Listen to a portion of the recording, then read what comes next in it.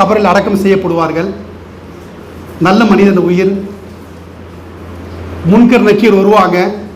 அவர் இடத்தில் கேட்பார்கள், மர் ரப்புக மன் நபியுக வமா தீனுக. அவர் நல்ல மனிதர் இல்லையா, சாலியான மனுஷன் இல்லையா? எல்லாத்துக்கும் சரியாக முறையாக பதில் சொல்வார். அப்போது அவருக்கு சொல்லப்படும், அவருக்காக வேண்டி சொர்க்கத்துடைய கதவுகள் திறந்து விடுங்கள்.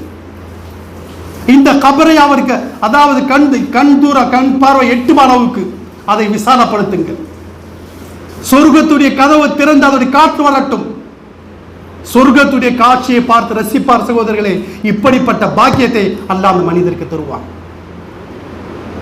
அந்த சமயத்தில் ஒரு மனிதர் நின்று கொண்டிருப்பார், அழகான மனிதர் நின்று கொண்டிருப்பார். அவரை பார்த்து கபர்ல கேட்பாரு, நீ யாருப்பா? அப்போது சொல்லப்படும், நான் யார் தெரியுமா? உலகத்தில் தொழுதா இல்லையா, அதனை உருவம் நான். நீ உலகத்தில் நோன்பு நோற்றா இல்லையா, அதனை உருவம் நான்.